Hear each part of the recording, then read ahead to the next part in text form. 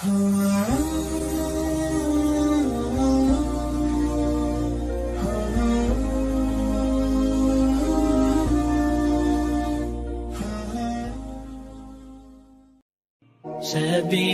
الدموع سبيل مريح تنهدى يا صاحي كي تستريح. ورحمة الله وبركاته. إن الحمد لله نحمده ونستعينه ونستغفره ونعوذ بالله من شرور أنفسنا ومن سيئات أعمالنا. من يهد الله فلا مضل له ومن يضلل فلا هادي له. أشهد أن لا إله إلا الله وحده لا شريك له وأشهد أن محمدا عبده ورسوله. يا أيها الذين آمنوا اتقوا الله حق تقاته ولا تموتن إلا وأنتم مسلمون. يا أيها الناس اتقوا ربكم الذي خلقكم من نفس واحدة فخلق منها زوجها وبث منهما رجالا كثيرا ونساء واتقوا الله الذي تسألون به والأرحام إن الله كان عليكم رقيبا. يا أيها الذين آمنوا اتقوا الله وقولوا قولا سديدا يصلح لكم أعمالكم ويغفر لكم ذنوبكم ومن يطع الله ورسوله فقد فاز فوزا عظيما. أما بعد فإن أصدق الحديث كتاب الله وخير الهدي هدي محمد صلى الله عليه وسلم وشر الأمور محدثاتها وكل محدثة بدعة وكل بدعة ضلالة وكل ضلالة في النار. Para ummahat yang dimuliakan Allah, puji dan syukur kita panjatkan kehadirat Allah Subhanahu wa taala yang atas rahmat, taufik serta hidayahnya kita masih diberikan nikmatul iman wal Islam. Semoga Allah Subhanahu wa taala senantiasa membimbing kita ke jalan yang lurus, yaitu jalan Shiratal Mustaqim. Dan semoga Allah Subhanahu wa taala senantiasa memberkahi dan merahmati kehidupan kita sampai kita menghadap ke hadirat Allah penuh dengan ridho dan ampunannya. Amin ya rabbal alamin. Salawat serta salam semoga tetap tercurahkan pada Rasulullah sallallahu alaihi wasallam beserta keluarga, para sahabat dan pengikutnya yang senantiasa istiqomah dalam memperjuangkan syariatnya, dalam menegakkan sunnah-sunnahnya sebagaimana pemahaman para salafus saleh. Ibu-ibu yang dimuliakan Allah, pagi ini kita membahas tentang rahasia selamat ketika kita melewati jembatan Sirat. Yang dikabarkan oleh Rasulullah, jembatan Sirat itu lebih tajam dari pedang, lebih tipis dari rambut kita, dan kedua tepinya ada besi-besi pengait yang bisa mencapik-capik daging-daging manusia. Selamatnya kita melewati titian Sirat itu semuanya berpulang pada amal soleh yang kita kerjakan selama kita hidup di dunia ini. Ibu-ibu yang dimuliakan Allah, kita sudah sampai pembahasan ini, jembatan Sirat, yaitu di atas api neraka Jahannam. Ini adalah masalah-masalah yaumil akhir, kehidupan setelah kematian. Kehidupan setelah kematian ternyata prosesnya cukup panjang sekali. Sebelum kita membahas tentang rahasia selamatnya kita melewati titian Sirat, ibu-ibu, tadi kan sudah saya sampaikan bahwa selamatnya kita itu karena amal soleh. Jadi bukan harta yang kita tumpuk, bukan jabatan, kedudukan, pangkat, popularitas, tapi adalah amal soleh. Insya Allah dari situ bisa mendorong kita, mempercepat kita ketika melewati jembatan Sirat. Ada dalam video yang saya tayangkan habis ini ada seorang yang hartanya sudah luar biasa. Jadi dia menganggap dengan harta yang dia kumpulkan itu akan menyelamatkan dia ya, dari kehidupan baik dunia maupun akhirat. Ternyata harta yang dia kumpulkan bahkan dia menjadi konglomerat dunia gitu. Karena kekayaannya sangat luar biasa. Apa yang dimilikinya itu, apa yang ada di depannya itu sudah luar biasa.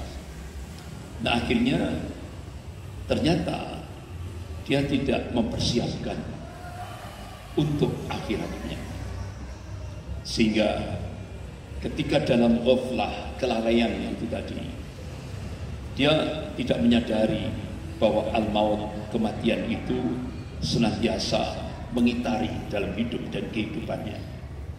Akhirnya dia ditelepon oleh seorang dokter pribadinya bahwa ternyata dia mampu diprediksi oleh dokternya cuma sekian minggu. Artinya hidupnya itu cuma tinggal sekian minggu menurut analisa dokter. Sehingga dari situlah ibu-ibu dia merasakan bahwa harta yang dia kumpulkan itu ternyata tidak ada manfaatnya sama sekali. Sampai dokternya itu diminta, bisa tidak dokter menolong saya? Saya siapkan berapapun biayanya. Apa jawaban dokter? Ya kan? Apa jawaban dokter? Saya tidak bisa, karena Anda sudah stadium 4, sudah klimaks, sudah kanker yang ada di kepalanya sudah stadium 4.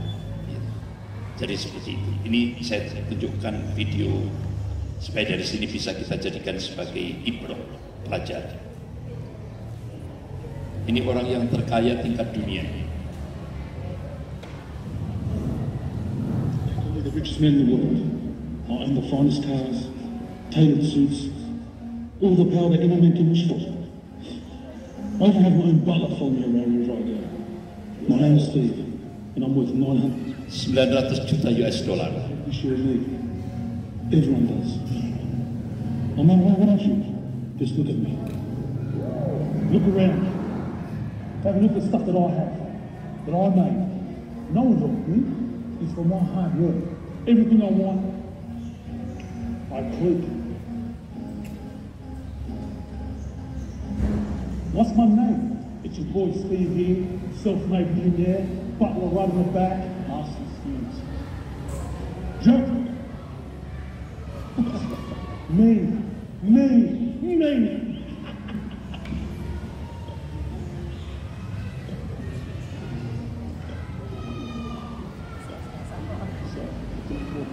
Busy.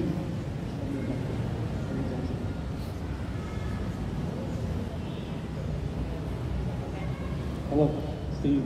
I'm not sure how to say this, but it seems the tune is feminine. No. It's kind of judging from the results, I could say maybe 4 weeks. He said I had 4 weeks because I'm really sorry, Steve, but there's absolutely nothing you can I'll do. pay anything.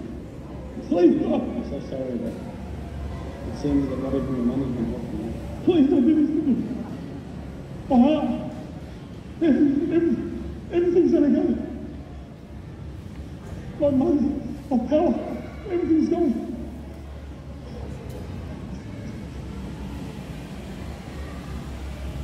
Please, God. Nah, ini ibu-ibu satu gambaran. Jadi ketika dia, dokter pribadinya menyampaikan sudah kanker otaknya itu sudah stadium 4,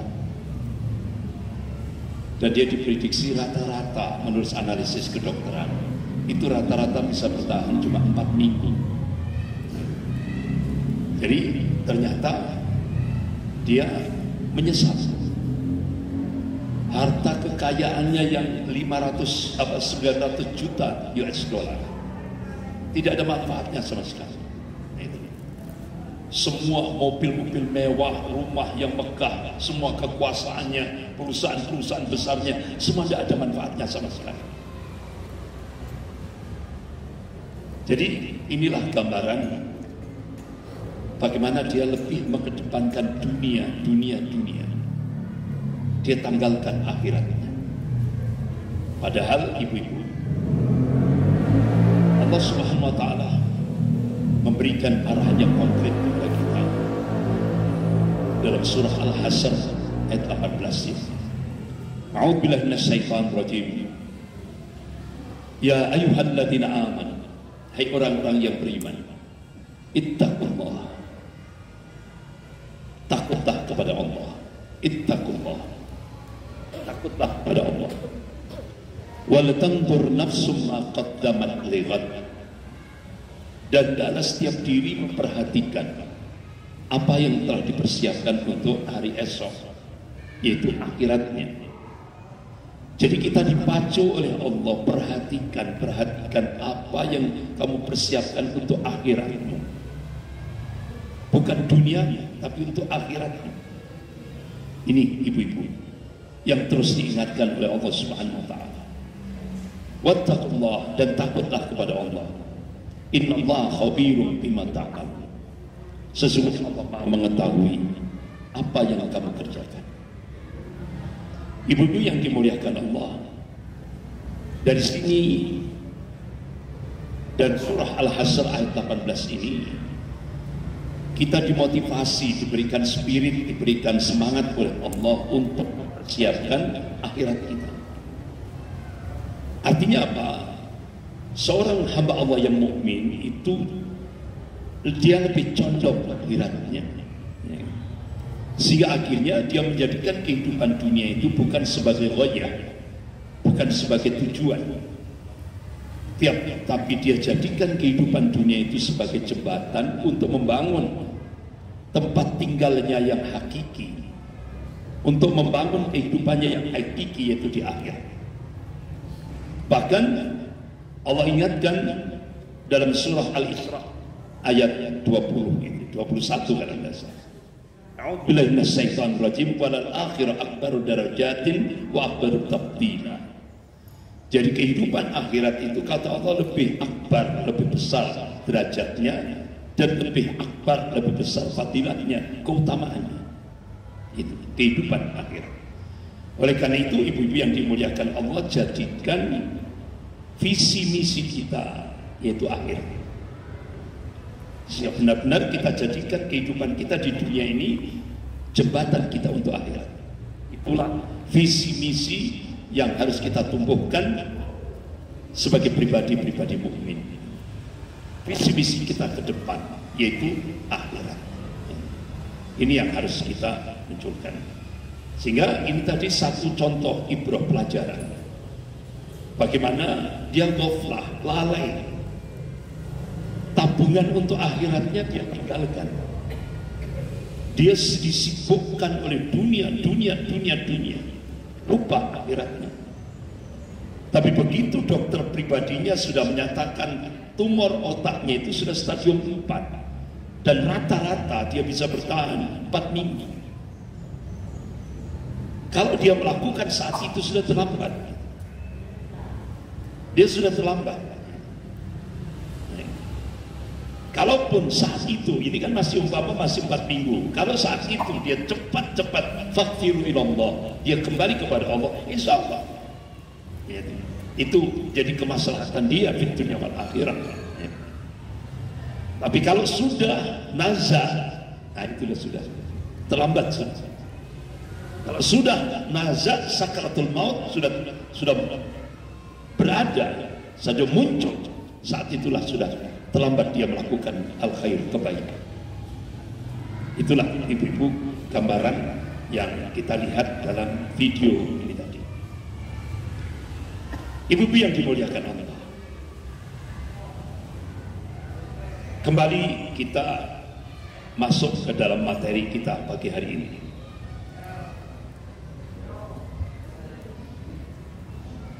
Allah ingatkan dalam surah Maryam ayat 71 sampai 72.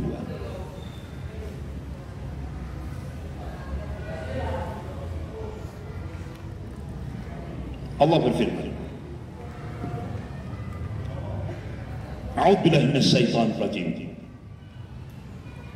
Wa in minkum illa waridhuha kana 'ala rabbika hatman maqdiyya. Thumma nunazzil ladina taqaw wa nadharu dhalimina fiha jisiyya. Dan tidak ada seorang pun darimu, kata Allah, melainkan mendatangi neraka itu. Hal itu bagi Rabbmu, bagi Allah adalah satu kemestian yang sudah ditetapkan. Kemudian kata Allah, kami akan menyelamatkan orang-orang yang bertakwa dan membiarkan orang-orang yang zalim di dalam neraka dalam keadaan berlutut. Ibu-ibu yang dimuliakan Allah, kira-kira zalim dalam ayat ini bukan bermakna ya bisa jadi ya, kezaliman antar manusia, bisa jadi juga itu seperti itu. Tapi yang zalim, makna zalim di sini adalah ketika dia menjalani kehidupan di dunia ini, dia memposisikan sebagai orang musyrik, sebagai orang musyrik. Artinya kesyirikan itu sudah menjadi budaya, sudah menjadi gaya hidupnya, sehingga akhirnya dia menjadi orang musyrik. Makanya kenapa Allah ingatkan dalam surah Al-Bayyinah, surah Al-Bayyinah ayat 6 atau 5, ayat 5 kalau tidak salah. A'udzu billahi minasyaitonir rajim. Innal ladzina kafaru min ahlil kitab wal musyrikin fi nari jahannam khalidina fiha ulaika hum syarrul bariyah. Ayat 5. Ayat 5. Surah Al-Bayyinah ayat 5.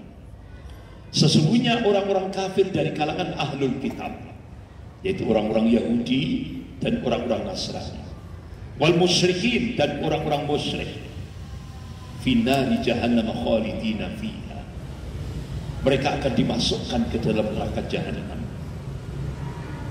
dan itu abadan, abadan, dan seburuk-buruk tempat. Syarrul bariyah, itu seburuk-buruk tempat. Bahkan ibu-ibu yang dimuliakan Allah, orang-orang Yahudi dan orang-orang Nasrani itu digambarkan oleh Allah dalam surah Al-Isra ayat 97. 79 atau 97 yang paling akhir. Surah Al-Isra 97 apa? Bentar, saya lagi yang di atas 79 atau 97 yang paling akhir itu 97. Itu Allah perintahkan pada malaikat seret mereka. Artinya apa? Nanti ketika sebelum Allah bentangkan jembatan Sirat itu Allah perintahkan pada malaikat untuk menyeret orang-orang Yahudi dan orang-orang Nasrani. Artinya apa? Dia berjalan bukan dengan kakinya, tapi dia berjalan dengan wajahnya. Diseret oleh para malaikat itu dan langsung dicampakkan ke dalam neraka jahanam, dan itu abadan selama-lamanya. Itu ibu-ibu. Makanya ibu-ibu, alhamdulillah kita sampai detik ini Allah masih memberi hidayah kita sebagai seorang muslim. Alhamdulillah. Sejelek-jeleknya orang muslim itu insya Allah masuk surga, walaupun kena laundry dulu. Walaupun kena laundry dulu. Yang laundrynya bahan bakunya bukan rinso, bukan attack, bukan sup, tapi batu dan manusia. Jadi semakin banyak manusia dan batu dimasukkan ke dalam neraka jahanam itu, apinya semakin membara. Jadi seperti itu. Tapi insya Allah Bu, sejelek-jeleknya muslim itu akan masuk surga walaupun syahadatnya itu waktu nikah saja. Artinya waktu nikah saja. Tapi dia tidak mengaplikasikan syahadat itu. Tapi insya Allah karena dia sudah bersyahadat itu, insya Allah jaminannya surga. Tapi masuk laundry dulu. Jadi seperti itu yang dikabarkan oleh Allah Subhanahu wa taala. Dia akan mendatangi neraka itu. Hal itu sebuah kemestian, ketetapan dari Allah Subhanahu wa taala. Tsumma nunazzil ladina taqaw wa nadzar dhalimina fiha jiziyya. Kemudian kami akan menyelamatkan orang-orang yang bertakwa itu. Allah selamatkan orang-orang yang muttaqin. Dan membiarkan orang-orang yang zalim di dalam neraka dalam keadaan berlutut. Makanya orang-orang musyrik, zalim di sini Allah ingatkan dalam surah Luqman ayat 13. A'udzubillahi minasyaitonir rajim. Inna syirka la dzulmun 'adzim. Sesungguhnya kesyirikan itu kezaliman yang sangat besar di sisi Allah. Oleh karena itu Bu, kalau ada orang bunuh 100 orang, kalau dia tobat dan nasuhan, itu masih insya Allah masuk surga. Bunuh 100 orang, tapi dia tobat sebelum meninggal, dia tobat dan nasuhan, insya Allah bisa masuk surga. Tapi kalau dia berbuat syirik, dan dia tahu itu kesyirikan, karena dia bolak-balik ngaji, ya, dia tahu ilmunya syirik, tahu, tapi masih ditabrak, dia masih melakukan kesyirikan. Nah, Allah tegaskan di dalam surah An-Nisa ayat 48. A'udzubillahi minasyaitonir rajim. Innallaha la yaghfiru ayyushraka bihi wa yaghfiru ma duna dzalika liman yasha wa may yusyrik billah faqad iftara itsman 'adziman. Sesungguhnya Allah tidak mengampuni dosa syirik. Ini tegas sekali, Pak. Sesungguhnya Allah tidak mengampuni dosa syirik. Dan Allah mengampuni dosa selain syirik bagi yang dikehendakinya. Wa may yusyrik billah faqad iftara itsman 'adziman. Barang siapa yang berbuat syirik, dia telah melakukan dosa besar yang paling besar. Bahkan ketika Rasulullah duduk bersama sahabatnya Abu Bakar As-Siddiq radhiyallahu anhu, Rasulullah memberikan wasiat, ala unabbi'ukum bi akbaril kaba'ir. Maukah kamu aku tunjukkan satu dosa besar yang paling besar? Rasulullah mengulang-ulang sampai 3 kali. Qala al-israfu billah, al-israfu billah, al-israfu billah. Berbuat syirik dalam beribadah kepada Allah. Itu ibu-ibu, itu dosa besar yang paling besar. Nah, ibu-ibu, kenapa sekarang ini banyak umat Islam berduyun-duyun,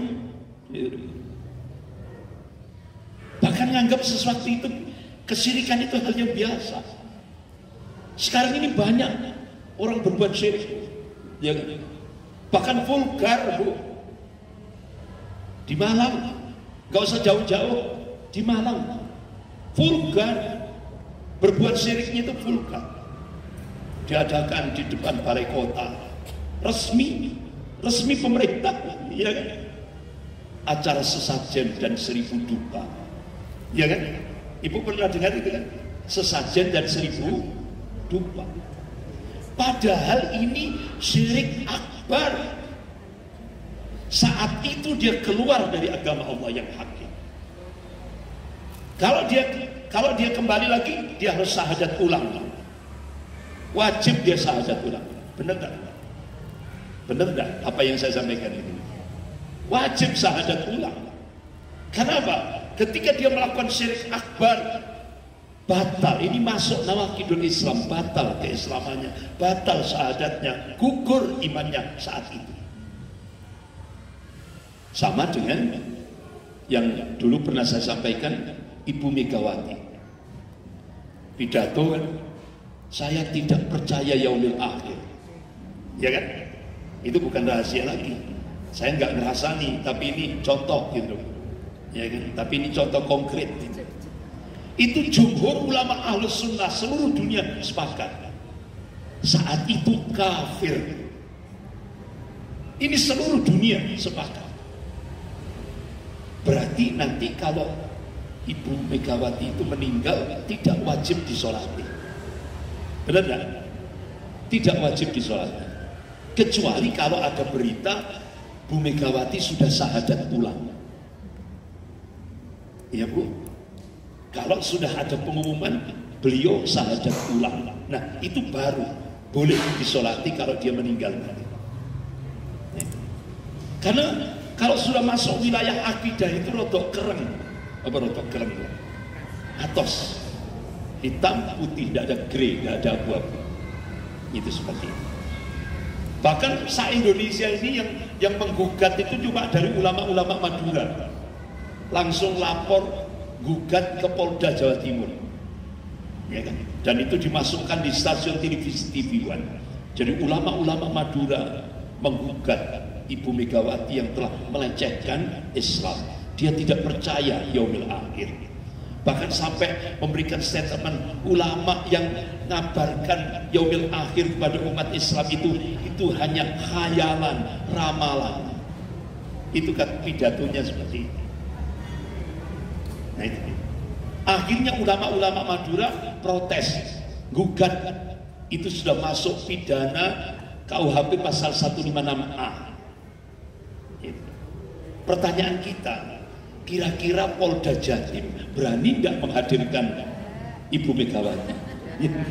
Ya nggak mungkin Bu. Tapi yang penting ulama-ulama Madura sudah menunjukkan. Artinya nanti se-Indonesia ini kalau ditanya di yaumil akhir bagaimana respon ulama ketika Islam dilecehkan, ulama-ulama Madura sudah menjawab, kami sudah berbuat ya Allah, lepas dari beban syariat. Dan kalau se-Indonesia ini tidak ada yang berani, ibu-ibu, ya berarti Bu nanggung dosa semua itu ulama-ulama se-Indonesia. Nanggung dosa. Karena apa? Mendiamkan kemungkaran yang maha dahsyat yang dipidatokan oleh Ibu Megawati. Itu. Jadi seperti itu. Ya kan? Jadi saya nggak ngerasani tapi itu fakta. Ya kan? Fakta. Jadi banyak se-Indonesia ini ternyata yang berani menggugat cuma ulama-ulama Madura. Nah ketika saya diundang di Madura, itu dari Bangkalan, Sampang, Sumeneb, Pamekasan, Sampang, Pamekasan, Sumeneb sampai Sumeneb. Alhamdulillah saya ditemukan di Sampang orang yang menggugat itu. Alhamdulillah saya ditemukan. Saya ucapkan jazakallah khair. Antum artinya Pak Kiai ini telah menyelamatkan ulama-ulama se-Indonesia. Sehingga nanti ketika dimintai pertanggungjawaban di yaumil kiamah, insya Allah ulama di Indonesia sudah berbuat untuk menegakkan amar ma'ruf nahi munkar. Karena ini konsekuensinya berat loh kalau ngomong tidak percaya yaumil akhir itu. Saat itu kafir sudah. Tidak ada ikhtilaf, tidak ada perbedaan pendapat di kalangan ulama saat dunia ini sepakat. Makanya kenapa di dalam surah Al-Baqarah itu kan ditegaskan kan surah Al-Baqarah, Alif Lam Mim Dzalikal kitab la raiba fihi hudan lil muttaqin alladzina yu'minun hudan lil muttaqin. Siapa yang muttaqin itu? Alladzina yu'minuna bil ghaib. Tidak kan? Karakternya, cirinya dia beriman pada yang gaib. Yang gaib ini yaumil akhir. Dia percaya wabil akhirat, dia percaya yakin terhadap kehidupan akhir. Nah kalau nggak percaya sudah hukumnya kafir. Itu kalau meninggal tidak boleh disolati kecuali kalau syahadat ulang. Nah itu Bu konsekuensinya. Ibu-ibu yang dimuliakan Allah, kembali kepada tadi. Jadi kenapa sekarang ini ibu-ibu orang begitu mudah berbuat syirik? Karena Rasulullah sudah ngasih kabar. Qala Rasulullah sallallahu alaihi wasallam, la taqumus saah. Tidak akan terjadi kiamat, kata Rasulullah, hatta talhaqa qabailu min ummati bil musyrik wa hatta ta'budu qabailu min ummati al-awthan. Ini hadis sahih rawahu Abu Dawud. Tidak akan terjadi kiamat hingga kelompok-kelompok dari umatku mengikuti ahlus syirik. Jadi Bu, Rasulullah memberikan kabar semakin akhir zaman, umat Rasulullah yang mengikuti kesyirikan itu semakin banyak. Tidak hanya banyak, double W, banyak. Itu. Dan nyata kan sekarang, Ibu lihat sendiri kan, gak usah jauh-jauh di Malang. Vulgar, acara sesajen dan 1000 dupa. Dulu sudah pernah saya sampaikan, kita ulama-ulama di Malang, semua Bu, ini baru kumpul, baru duduk, musyawarah, dibubarkan oleh polisi, Polresta Malang. Tujuannya ulama ini apa? Mengingatkan itu syirik akbar yang bisa menghapus agama. Baru duduk mau musyawarah ulama sak Malang Raya ini, dibubarkan oleh kepolisian. Karena apa? Ini acara resmi pemerintah. Akhirnya ulama sak Malang Raya nulis surat resmi penolakan terhadap acara sesajen dan 1000 dupa. Saya juga ikut tanda tangan mewakili lembaga Islam. Jadi lalu tanda tangan semuanya dan ditujukan kepada wali kota dan tembusannya sampai gubernur. Itu. Sehingga akhirnya itu yang bisa diperbuat oleh ulama-ulama sak Malang Raya. Itu ketika ada kesyirikan. Ternyata Bu, sudah ulama sudah tambah lagi apa Bu? Acara larung kawasan Das Berantas. Ya kan? Muncul lagi, ditopang oleh Dinas Pariwisata. Alasannya apa? Ada apa Bu? Mendukung kearifan budaya lokal. Bahasanya elegan loh, bahasanya enak didengar. Tapi ini kita dipaksa untuk berbuat syirik. Akhirnya muncul lagi di Malang apa? Acara bersih desa, sedekah bumi, ya kan? Naik larung laut dan sebagainya. Inilah yang terjadi. Jadi akhirnya Ibu jangan kaget, Rasulullah sudah ngasih kabar semakin akhir zaman kesyirikan itu akan semakin banyak. Bahkan umat Rasulullah akan semakin banyak yang ikut. Jadi seperti itu. Nah, ibu-ibu yang dimuliakan Allah, kadang-kadang kita itu kan lihatnya kan syirik gaya lama ya. Syirik gaya lama itu kan yang tadi itu bersih desa, jimat, apalagi dukun, kecuali dukun pijet tidak apa-apa ya, kalau dukun pijet tidak masuk syirik ya kan? Ya kan? Sama dukun bayi tidak apa-apa ya kan? Ya kan? Kalau dukun, tapi kalau dukun nasib ya dukun nasib ya, peramal dan sebagainya itu masuk kategori. Tapi ibu-ibu yang dimuliakan Allah, sekarang ini syirik itu medianya semakin canggih, ya kan? Medianya semakin canggih, pakai ya dulu tahun 2005 kan tren itu di Indonesia itu, pakai HP. Jadi tahun 2005 itu tren apa? Ada layanan iklan dari televisi, ketik rek spasi mama, ketik rek aura, ketik rek Joko Bodo, ketik rek ramal, ya kan? Itu dulu tahun 2005 semarak Bu di media televisi. Nah sekarang ini kan ada lagi-lagi apa zaman TV digital kan, sehingga banyak masyarakat bawah itu nggak mampu. Sehingga kalau dulu benar-benar layanan itu luar biasa, langsung direspon ketik rek. Dia tidak sadar bahwa dia sudah melakukan kesyirikan. Bahkan medianya canggih Bu, pakai laptop, pakai laptop. Bagaimana caranya? Jadi kan ada, ini bukan ini Bu, ada flash disk kan, dia copy, ya kan? Dia copy filenya, langsung dimasukkan, dicolokkan, dibuka filenya, ada klik ramalan perjodohan. Jadi akhirnya di situ dituntun, ada tutorialnya. Masukkan nama, tanggal lahir, kemudian calonnya itu, langsung klik ramalan. Jadi ramalan perjodohan. Dia tidak sadar bahwa dia sudah melakukan kesini. Bahkan kadang-kadang remaja-remaja putri ini, makanya ibu-ibu harus harus roto teliti kalau beli majalah ini. Apalagi majalah-majalah, ya majalah-majalah keluarga ya ini. Itu kadang-kadang remaja putri ini yang dibuka pertama kali apa? Iya, ramalan bintang. Iya kan? Yang dibuka pertama kali ramalan bintang. Akhirnya pada itu, ini kan hari Rebo ya. Hari Rebo diramal di situ. Ini hari sial. Sehingga akhirnya dia tidak mau keluar rumah. Mulai pagi sampai pagi lagi.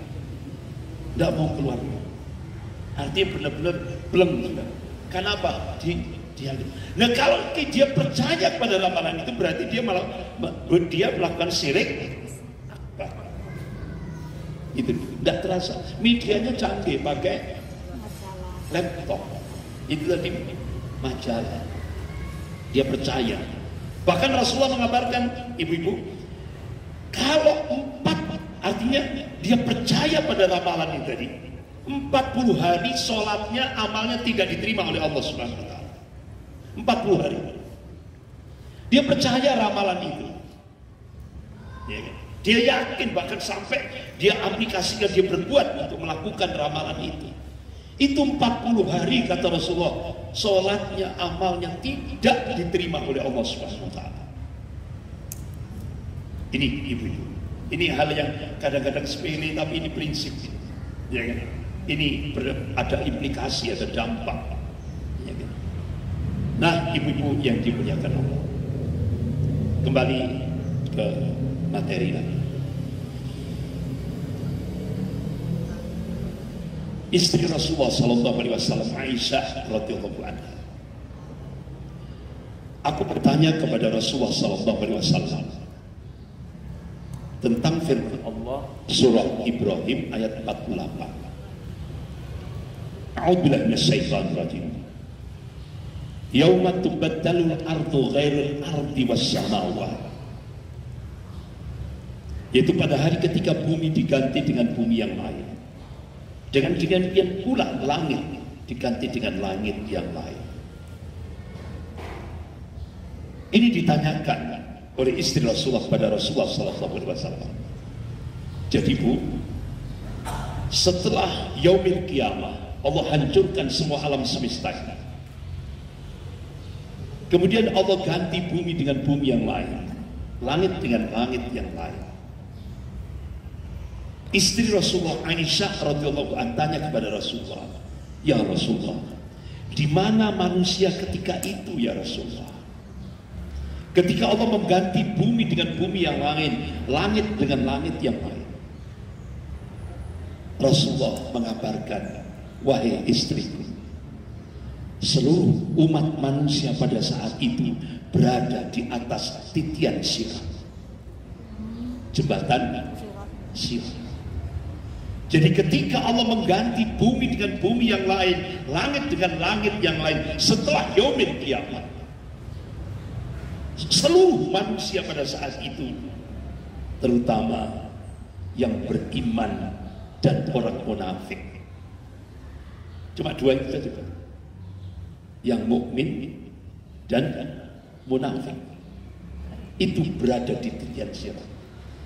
Saya tanya Bu, sementara orang kafir di mana? Orang kafir sudah masuk dulu. Dari kalangan ahlul kitab, orang-orang Yahudi dan Nasrani sudah dimasukkan, dia diseret dengan wajahnya. Dia dimasukkan ke dalam neraka jahanam dan itu abadan, abadi selama-lamanya. Baru Allah bentangkan jembatan Sirat. Jadi ketika Allah mengganti bumi dengan bumi yang lain, langit dengan langit yang lain, saat itulah orang-orang mukmin dan munafik berada di jembatan Sirat. Itu yang dikabarkan oleh Rasulullah SAW dalam hadis riwayat Imam Tirmidzi dan juga dalam hadis riwayat Imam Muslim. Bisa kita lihat dalam kitab Sahih Muslim. Itu. Semua orang-orang mukmin dan munafik ada di jembatan Sirat. Ibu-ibu yang dimuliakan Allah. Apa itu sirat? As-sirat adalah jembatan yang terbentang di atas neraka jahanam. Ia lebih tajam dari pedang, kata Rasulullah. Lebih halus dari rambut kita. Licin dan mudah menggelincirkan. As-sirat adalah jalan yang gelap serta membakar. Pada kedua tepinya bergantungan besi-besi pengait dari api neraka. Dengan duri pengait yang terbentang lebar, yang bisa mencapik-capik daging-daging manusia. Itu yang dikabarkan oleh Rasulullah SAW. Ibu-ibu yang dimuliakan Allah. Bagaimana dahsyatnya ujian ketika kita melewati titian sirat atau jembatan sirat. Jadi melewati jembatan sirat itu termasuk ujian yang sangat berbahaya. Atau bahkan yang paling berbahaya pada saat di yaumil kiamah nanti. Sebab di dalamnya terdapat berbagai hal yang menakutkan, mencemaskan, mengkhawatirkan, dan menggoncangkan akal maupun jiwa makhluk-makhluk Allah Subhanahu wa taala. Itu yang dikabarkan oleh Rasulullah SAW. Ibu yang dimuliakan Allah. Ada 4 perkara yang menunjukkan hal tersebut. Itu yang dikabarkan oleh Rasulullah SAW. Yang pertama, ketika hamba-hamba Allah yang mukmin dan munafik ini tadi berada di jembatan sirat, semua orang nafsa-nafsi. Tidak ada bu ketika di jembatan sirat itu, oh man, itu istriku, itu anakku. Nafsa-nafsi. Saling, artinya memikirkan dirinya sendiri. Dia tidak peduli dengan orang lain. Inilah yang digambarkan oleh Rasulullah, peristiwa dahsyat yang ada di jembatan sirat. Bahkan Rasulullah mengabarkan ketika berada di jembatan sirat, para malaikat itu takut akan kedahsyatannya. Padahal malaikat itu makhluk Allah yang tidak dihisab, tapi takutnya luar biasa kedahsyatnya tentang jembatan sirat. Kondisi yang ada di jembatan sirat dahsyat. Bahkan ibu-ibu dulu kan sudah pernah saya sampaikan, di mana Rasulullah diberi izin oleh Allah untuk memberi syafaat kepada umatnya. Dulu sudah bulan yang lalu sudah pernah kita bahas. Yang pertama saat kita berada di padang mahsyar, ketika matahari didekatkan sepanjang 1 mil, itu benar-benar ujian yang sangat berat yang akan dialami oleh umat Rasulullah, yang sangat kita tunggu pada saat di padang mahsyar, yang Rasulullah mengabarkan 1 hari di padang mahsyar sama dengan 50.000 tahun ukuran dunia. Yang sangat kita tunggu adalah syafaat dari Rasulullah SAW. Sebagaimana Allah ingatkan dalam ayat kursi, a'udzubillahi minasyaitonir rajim, man dzalladzi yashfa'u indahu illa bi'idnih. Jadi syafaat itu harus atas izin Allah, dan Rasulullah SAW diberikan izin oleh Allah untuk memberikan syafaat kepada umatnya. Itu yang kita tunggu. Oleh karena itu ibu-ibu, mumpung ruh masih bersatu dengan jasad kita, mumpung nafas ini masih ada, perbanyak baca sholawat kepada Nabi, supaya kita dapat syafaat dari Rasulullah Sallallahu Alaihi Wasallam. Itu. Terlebih Lailatul Jum'ah, Yaumil Jum'ah, malam Jum'ah dan hari Jum'ah. Perbanyak baca sholawat kepada Nabi. Allahumma sholli ala Muhammad wa ala ali Muhammad kama shallaita ala Ibrahim wa ala ali Ibrahim wa barik ala Muhammad wa ala ali Muhammad kama barakta ala Ibrahim wa ala ali Ibrahim fil alamin innaka Hamidum Majid. Perbanyak baca sholawat. Qala Rasulullah sallallahu alaihi wasallam, man shalla alaihi wahidatan sallallahu alaihi asrah. Ini hadis sahih riwayat Bukhari wa Muslim. Barang siapa bersolawat kepadaku 1 kali, Allah akan bersolawat kepadanya 10 kali. Artinya apa? Kalau kita bersolawat kepada Nabi 1 kali, Allah akan berikan 10 rahmat untuk umat Rasulullah yang membaca solawat kepada Nabi. Itu. Makanya sering kali pada saat khatib Jum'ah membacakan 1 ayat dalam surah Al-Ahzab ayat 56 itu. A'udzubillahi minasyaitonir rajim.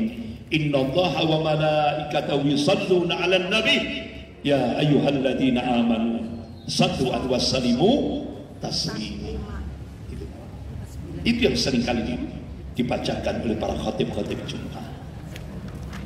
Supaya kita dapat syafaat ketika kita berada di padang mahsyar dan ketika kita berada di jembatan Sirat. Disitulah ibu-ibu. Kenapa? Rasulullah mengabarkan semua tidak ada yang bisa berbicara, semua membisu, semua diam. Malaikat takut terhadap kondisi jembatan Sirat. Padahal malaikat itu makhluk yang tidak dihisab, takutnya luar biasa. Tidak ada yang bisa berbicara ketika di jembatan Sirat. Yang bisa berbicara kecuali Rasulullah SAW.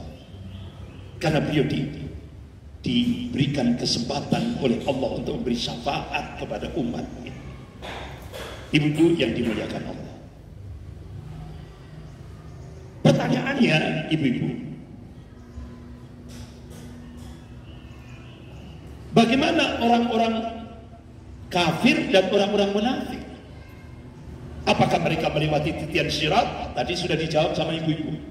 Kalau orang kafir sudah dimasukkan ke dalam neraka jahanam sebelum dibentangkan jembatan Sirat. Setelah orang-orang kafir dari kalangan ahlul kitab, Yahudi dan Nasrani habis, baru Allah bentangkan jembatan Sirat. Berarti yang 3 ada orang mukmin dan orang munafik. Habis. Baterainya habis.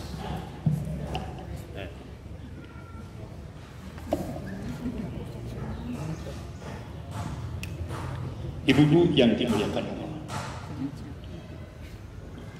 Dan itu bisa kita lihat dalam surah Al-Isra ayat 97.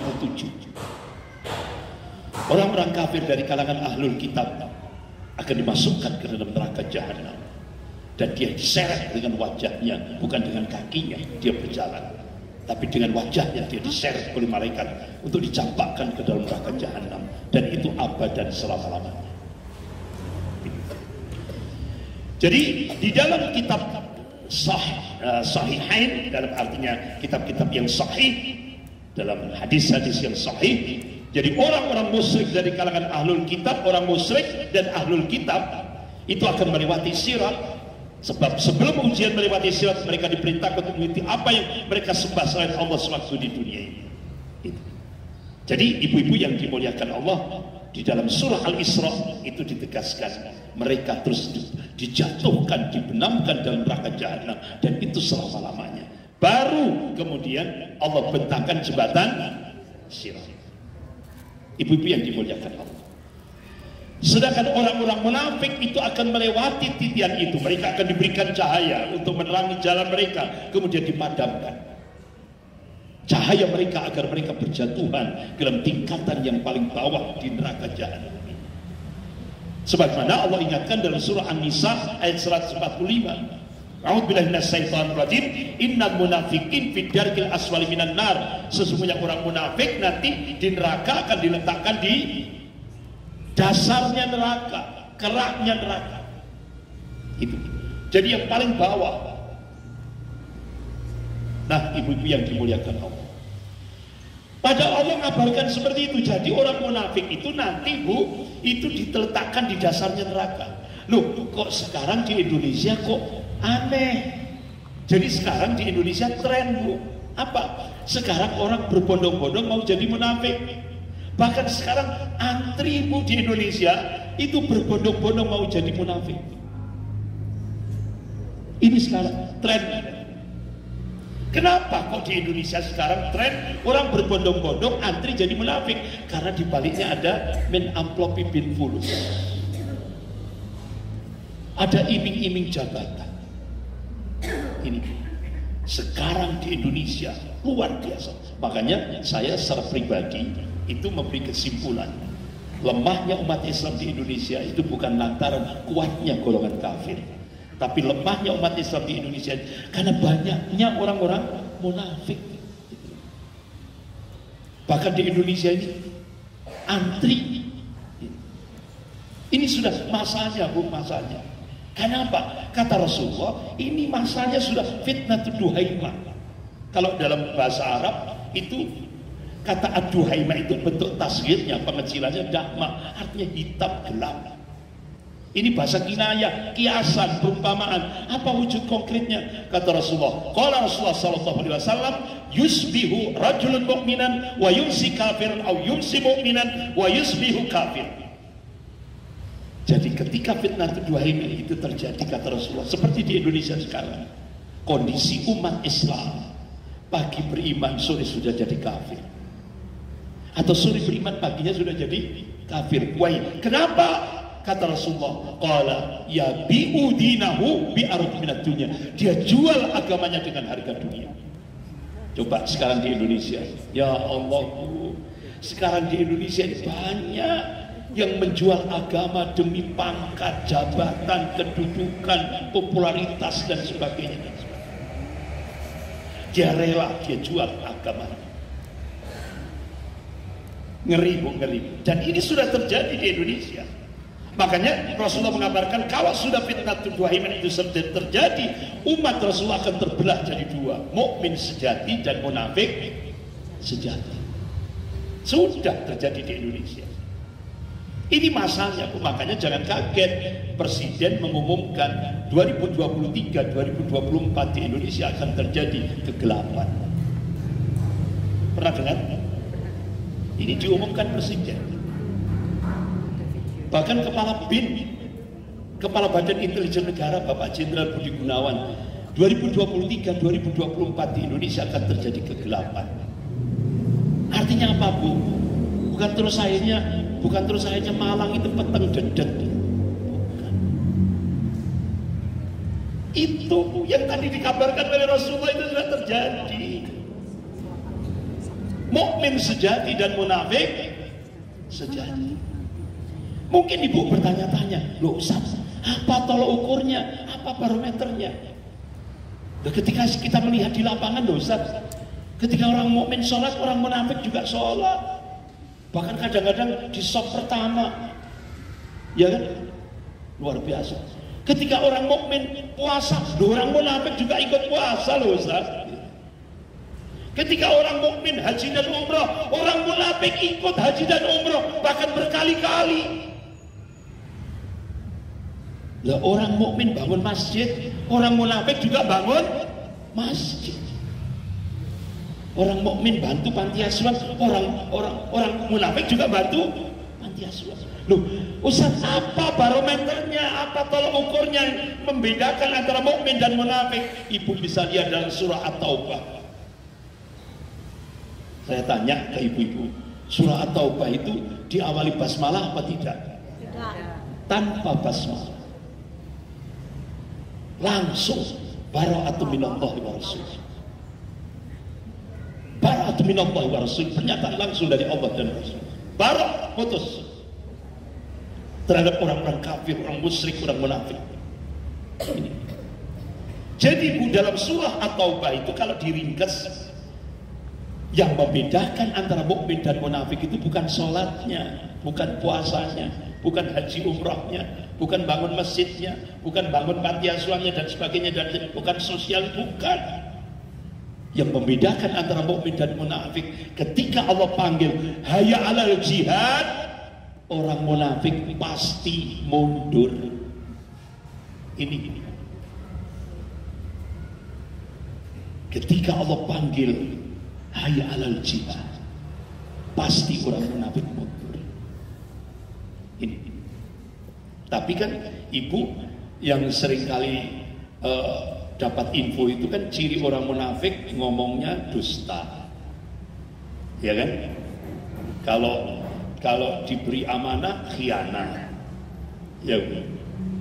Kalau janji ingkar janji. Kalau berkompetisi dia curang. Kan gitu.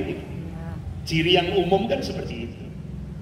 Tapi Allah ingatkan parameter yang membedakan mukmin dan munafik. Ketika Allah panggil untuk berjihad, pasti orang munafik mundur. Karena apa? Orang munafik tidak mau nanggung resiko, karena berjihad itu resikonya berat. Berjihad, berjuang di jalan Allah ini resikonya berat. Nah saya tanya, ibu dari rumah ke sini berjuang apa enggak? Berjuang loh Bu. Ibu berangkat dari rumah ke sini masuk kategori jihad apa enggak? Jihad. Inilah ulama-ulama Ahlus Sunnah menyebutkan jihad at-ta'lim. Ibu sekarang ini melakukan jihad at-ta'lim. Alhamdulillah ibu dipilih sama Allah, diringankan oleh Allah, berangkat dari rumah. Padahal dari di rumah ibu kan digelibeti ini. Digelibeti dong. Ya kan? Oh diputeri, diputeri suami, diputeri anak, kadang cucu, ya Bu ya.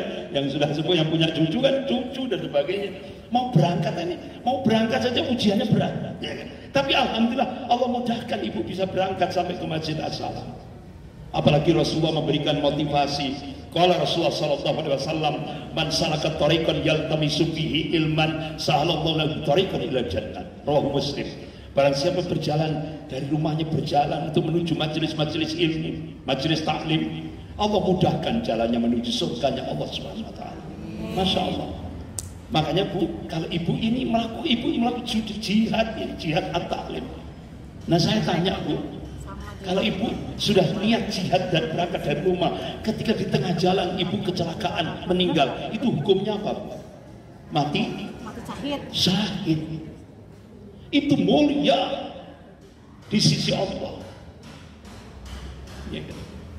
Jadi ibu akan mendapatkan, kalau laki-laki dapat 72 bidadara. Bidadari, kok bidadari. Kalau ibu bidadara ya. Kalau laki bidadari. Ya. Jadi seperti itu, insya Allah. Bahkan orang yang mati syahid, Rasulullah mengabarkan Allah berikan kesempatan untuk diizinkan oleh Allah untuk memberikan syafaat sab'ina min ahli baiti pada 70 anggota keluarga. Masya Allah. Jadi kalau ibu sudah niat jihad taklim, di tengah jalan ibu kecelakaan meninggal saat itu, insya Allah mati syahid, dan itu mendapatkan izin dari Allah untuk memberi syafaat bagi 70 anggota keluarganya. Masya Allah. Bahkan insya Allah orang yang mati syahid itu dihindarkan dari azab kubur. Kepingin gak Bu? Kepingin. Tapi Bu, gak bisa direkayasa. Gak bisa mati syahid itu gak bisa direkayasa. Nanti ya tabrakan aku ya. Jam ini. Bukan. Gak bisa direkayasa, itu bunuh diri namanya. Bukan mati syahid. Bukan mati syahid tapi mati sangit. Mati syahid. Soalnya apa? Sudah WA kirim WA nanti jam 7 titik apa jam berapa titik no. Ini perempatan juga aku tabrakan. Ben mati ya kan. Ini bunuh diri namanya. Bukan mati syahid tapi mati sangit. Nah, ibu-ibu yang dimuliakan, kembali kepada materi kita. Jabir bin Abdullah radhiyallahu anhu. Beliau pernah berkata, Rasulullah bersabda, setiap manusia, baik munafik maupun mukmin, akan diberi cahaya. Akan diberi cahaya. Kemudian cahaya itu mengikutinya. Ketika di atas jembatan Sirat, yaitu di atas jahanam, neraka jahanam, ada cakar-cakar, ada besi-besi pengait, dan duri-duri yang bisa menyambar daging-daging manusia ketika berada di jembatan Sirat. Siapapun orang yang dikehendaki oleh Allah Subhanahu wa Ta'ala. Kemudian cahaya itu dipadamkan khusus untuk orang munafik. Tapi orang mukmin dia tetap dengan cahaya itu dia bisa. Kenapa? Jembatan Sirat itu gelap. Malaikat saja takut dahsyatnya jembatan Sirat. Jembatan Sirat itu gelap. Dan Allah memberikan nur cahaya pada hambanya yang mukmin. Sementara orang munafik, cahaya itu akan redup. Akhirnya Allah selamatkanlah hamba-hamba Allah yang mukmin. Hamba-hamba Allah yang mukmin Allah selamatkan. Ini bisa kita lihat dalam hadis riwayat Imam Ahmad dalam kitab Musnad Imam Ahmad. Sementara orang munafik akan dijatuhkan, ya Bu, akan dijatuhkan ke dalam neraka jahanam. Ini yang dikabarkan oleh Rasulullah SAW. Nah, ibu-ibu, pertanyaan yang bisa kita mencoba menjadi pertanyaan kita. Yang selamat itu orang mukmin. Orang mukmin. Dia diselamatkan oleh Allah untuk melewati titian sirat itu. Orang mukmin yang hak, mukmin yang benar. Bahkan ibu-ibu, Allah tegaskan dalam surah Al-Ahzab ayat 71. Surah Al-Ahzab ayat 71. Allah berfirman, "A'udzubillahi minasyaitonir rajim, wa may yuti'illaha wa rasulahu faqad faza fawzan 'azima." Barang siapa yang taat kepada Allah dan Rasulnya, maka sesungguhnya dia telah mendapatkan kemenangan yang besar. Ini kalangan mufassir, ahli tafsir menafsirkan yang dimaksud faqad faza fawzan 'azima itu maknanya di dunia dimuliakan oleh Allah, di akhirat jannah, surganya Allah Subhanahu wa taala. Janji Allah pasti. Innallaha la yukhliful mi'ad. Allah tidak akan mengingkari janjinya. La tabdila li kalimatillah. Tidak ada perubahan akan kalimat-kalimat Allah. Nah, jadi ibu-ibu yang Allah selamatkan ini yaitu mukmin yang taat kepada Allah dan taat pada Rasul. Pertanyaannya, apa wujud taat kepada Allah? Apa yang paling puncak? Ketika kita ati Allah, apa puncaknya? Yaitu ketika kita menjadi hamba Allah yang muwahhid, mentauhidkan Allah dalam segala aspek kehidupan, tidak berbuat syirik. Itu sudah, itu puncak ketaatan. Nah, sekarang saya tanya kepada ibu, tolong dijawab dengan jujur. Kemungkaran yang paling mungkar itu apa? Kesyirikan. Perbuatan syirik itu adalah kemungkaran yang paling mungkar di hadapan Allah seperti itu. Ya. Kenapa Allah tidak mengampuni dosa syirik? Ini kemungkaran yang paling mungkar. Nah, kita itu kan kalau di dunia ini kan orang kemungkaran itu kan orang berbuat maksiat, ya kan? Orang berjudi, narkoba dan sebagainya, berbuat maksiat dan sebagainya itu. Tapi di hadapan Allah yang paling mungkar, kemungkaran yang paling mungkar itu ketika seorang manusia, ketika seorang hamba Allah dia melakukan kesyirikan. Berbuat syirik dalam beribadah kepada Allah Subhanahu wa taala. Itu. Nah, sekarang bagaimana atiur Rasul? Kalau tadi atiullah, dia menjadi hamba Allah yang muwahhid. Bahkan sampai fadilahnya Allah kabarkan dalam hadis qudsi. Kalau hadis qudsi berarti Allah yang berfirman. Ya, hadis qudsi itu Allah yang berfirman.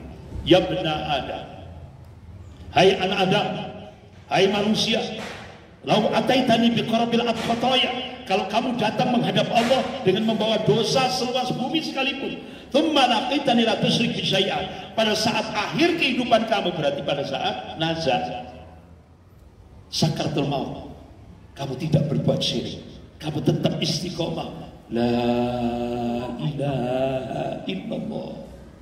Apa kata Allah? Ataituka biqarabiha magfiratan. Allah turunkan ampunan seluas bumi pula. Tadi kan bawa dosa seluas bumi. Nah, karena dia tidak berbuat syirik sampai sakaratul maut, Allah turunkan seluas bumbul ampunannya. Berarti kosong. Dia bersih menghadap Allah. Jannah, surganya Allah. Apalagi kalau kita atiur Rasul, taat kepada Rasul berarti apa bu? Ittiba'us sunnah, mengikuti sunnah Rasulullah, ibadah sesuai dengan sunnah. Kebid'ahan dia campakkan sejauh-jauhnya. Nah, kalau itu atiullah wa atiur Rasul, wujudnya itu sudah kita munculkan dalam hidup dan kehidupan ini. Rasulullah mengabarkan Allah akan masukkan ke dalam surganya Allah tanpa hisab dan tanpa adab. Masya Allah bu, tanpa hisab dan tanpa adab. Kepingin kira-kira? Saya juga kepingin bu. Tapi abot bu, berat. Ya kan? Berat kan? Apa? Syaratnya 4 bu. Waktu abad syaratnya 4. Kalau kita kepingin dimasukkan ke dalam surga tanpa hisab dan tanpa adab. Yang pertama, la ruqyah, tidak meminta ruqyah. Nah sekarang kan tren sidik-sidik ruqyah. Ustaz, kok aku di ruqyah? Padahal ya gak ada apa-apa. Ya. Padahal ya gak kena sihir, gak kena black magic, gak kena santet. Ya udah ada kan. Karena itu tadi, karena tren ya kan, sampai akhirnya di mana-mana ada ruqyah syar'iyah. Boleh ibu minta di ruqyah itu boleh, tapi kalau ada gangguan. Kalau ibu aman, ibu normal, gak usah. Kenapa? Ini yang paling penting. La ruqyah, tidak meminta ruqyah. Itu syarat kalau kita ingin dimasukkan ke dalam surganya Allah tanpa hisab dan tanpa adab. Ini hadisnya sahih. Kecuali kalau ibu Ustaz, wah Ustaz, ya kecuali ini bu ya, saya loh, padahal saya sudah check up ke dokter, sama-sama saya sama istrinya, sama istri saya Ustaz. Gimana Pak hasilnya? Normal, tapi nggak bisa berhubungan. Aneh kan Ustaz? Nah, langsung saya jawab, berarti bapak ibu kena sihir. Berarti bapak ibu kena sihir. Loh siapa yang nyihir? Oh itu tidak bisa diketahui. Ini kadang-kadang orang orang yang kadang-kadang nohok dari belakang, ya kan? Dia pakai minta orang lain untuk mensihir, pakai black magic. Akhirnya saya sampaikan, Pak Bu, ambil 7 daun bidara. Ambil 7 daun bidara. Ini yang dicontohkan oleh Rasulullah SAW. Daun bidara itu, ya kan banyak kan. Sekarang sudah tren, ya kan. Kemudian ibu tumbuk daun 7 daun bidara ini ditumbuk. Siapkan air 1 bak atau 1 timba untuk mandi junub. Tapi jangan dimasukkan dulu, di luar kamar mandi dulu, di luar toilet. Nah hasil yang ini tadi, ya kalau tidak ditumbuk ya digerus lah bu, kalau tidak ada tumbuhan ya kan, kalau dikremes-kremes lah, dikremes-kremes atau diulek gitu bu ya. Nah itu langsung masukkan ke air tadi, yang 1 timba atau 1 bak. Kemudian ibu bacakan surah Fatihah, Al-Fatihah. Ibu bacakan surah Al-Baqarah ayat 1 sampai 5. Kemudian ibu bacakan ayat kursi. Kemudian ibu bacakan surah Al-Baqarah ayat 284 sampai 286. Lillahi ma fis samawati wa ma fil ardi wa in tubtum ma fi anfusikum aw tukhfu yuhasibkum al-ayat sampai selesai 286. Kemudian ibu bacakan surah Saffat, surah As-Saffat ayat 1 sampai 10. Surah As-Saffat ayat 1 sampai 10. Kemudian ibu bacakan Al-Ikhlas 3 kali, Al-Falaq 3 kali, An-Nas 3 kali. Nah, setelah itu ibu bawa ini tadi bersama suami, ya, suami istri. Ibu bawa air ini tadi masuk ke toilet, gunakan untuk mandi junub. Tapi sebelum mandi junub, wudhu dulu.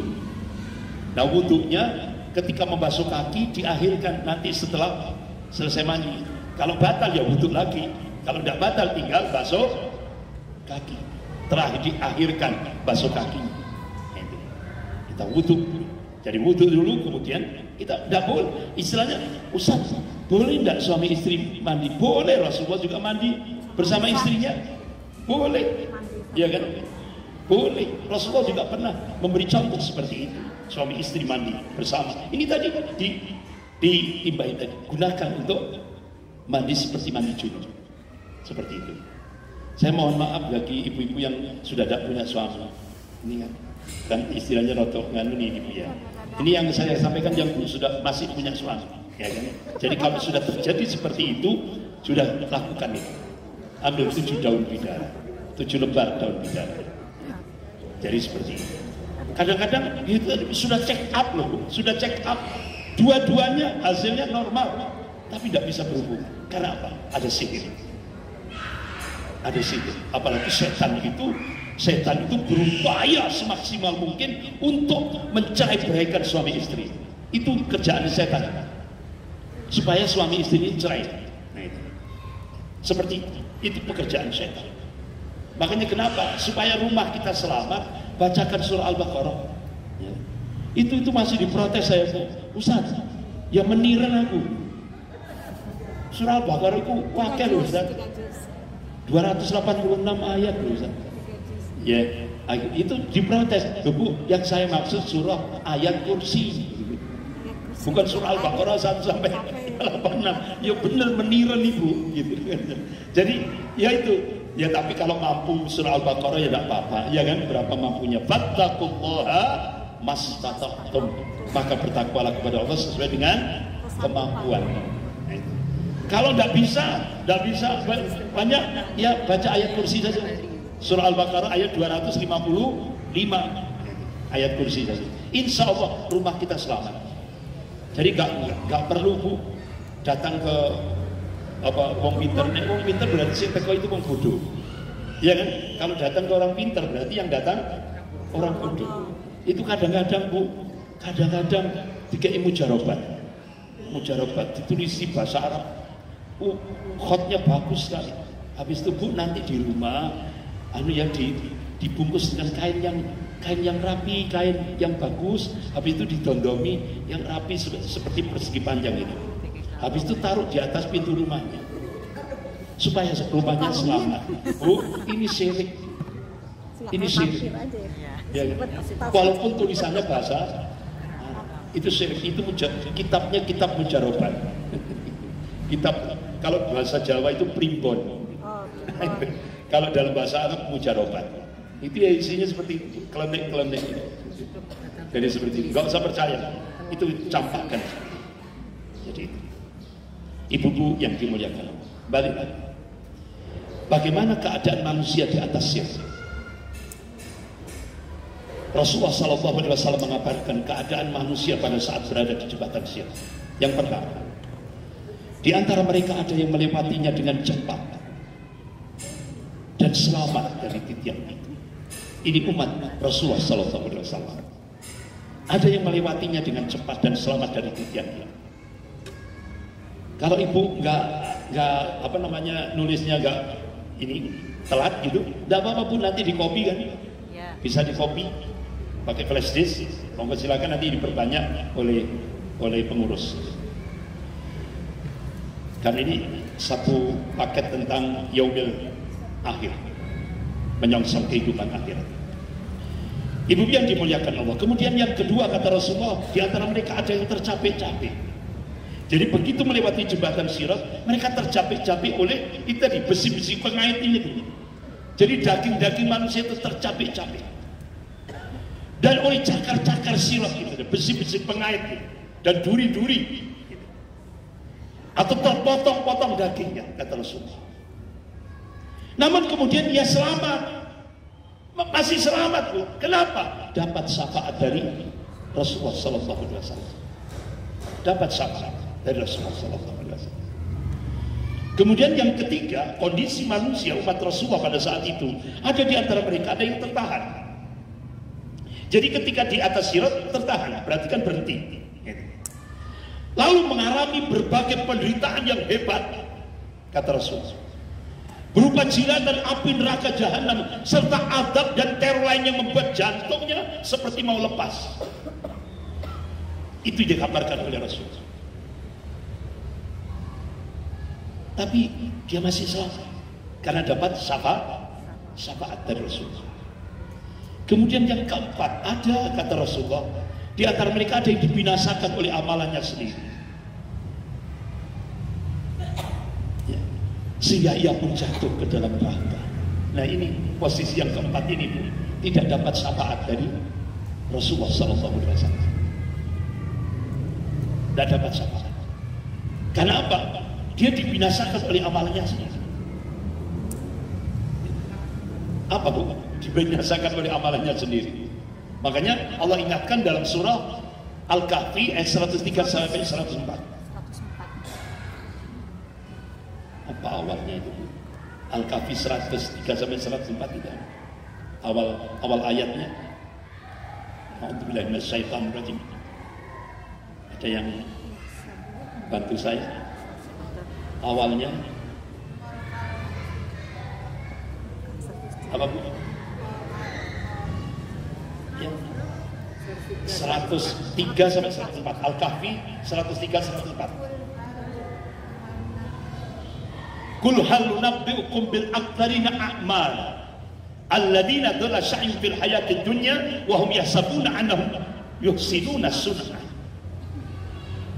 Katakanlah, maukah kamu aku tunjukkan orang-orang yang merugi amal-amalnya dan kehidupan dunia dan kehidupan akhirat. Sementara dia ini pede bu, dia ini pede banget, percaya diri bahwa dia telah melakukan amal yang the best, amal yang terbaik, tapi ternyata hapus amalannya. Ini bu yang dimaksud. Dia benar-benar dibinasakan oleh amalannya sendiri. Tapi dia menganggap dia sudah melakukan amal yang the best, amal yang terbaik. Ya kan? Ternyata kenapa dia dihancurkan oleh amal, dibinasakan oleh amalnya sendiri? Karena apa? Dia iringi amal-amal ini dengan kesyirikan. Sehingga akhirnya dia dibinasakan oleh amalannya sendiri.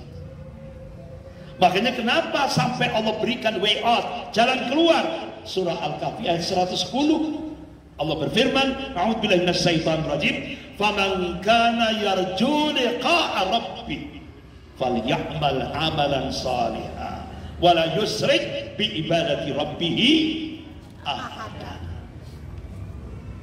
Allah tegaskan, barang siapa yang mengharap perjumpaan dengan Allah nanti di yaumil akhir, Allah berikan dua syarat. Falyamal amalan shalihan, kerjakan amal soleh, tentunya sesuai dengan apa yang dicontohkan oleh Rasulullah SAW. Syarat yang kedua, wala yusyrik bi ibadati rabbih ahada, jangan sekali-kali berbuat syirik dalam beribadah kepada Allah.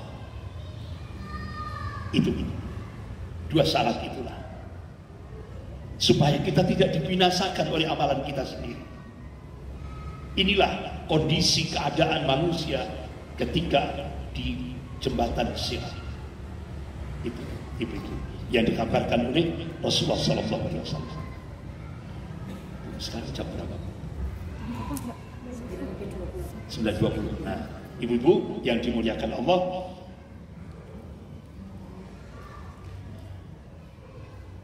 saya tambah sedikit, nanti lanjutnya bulan depan. Siapa orang yang pertama dan yang terakhir melewati jembatan sirat? Ini dikabarkan oleh Rasulullah SAW. Adapun orang yang pertama kali melewati jembatan sirat di antara umat Rasulullah adalah Rasulullah SAW. Kata Rasulullah, orang-orang fakir. Jadi kata Rasulullah, orang-orang fakir di antara kaum muhajirin. Ini yang pertama. Berarti muhajirin itu orang yang sedang hijrah dari Mekah ke Madinah. Itu yang pertama kali kata Rasulullah, yaitu orang muhajirin, orang yang ikut hijrah bersama Rasulullah dari Mekah menuju Madinah. Kalau dulu Habasyah. Apa kok Habasyah? Namanya apa Bu? Sebelum jadi Madinah apa namanya? Kok lupa saya. Sebelum jadi Madinah itu kan ada namanya itu. Makiyah. Ya. Apa namanya? Bukan Habasyah, kalau Habasyah di Ethiopia, di Afrika. Ada itu sebelum Rasulullah memberi nama Madinah Al-Munawwarah. Itu ada nama sebelumnya. Lupa saya. Ya, Yasrib. Yasrib. Mohon maaf tidak bawa hadiah.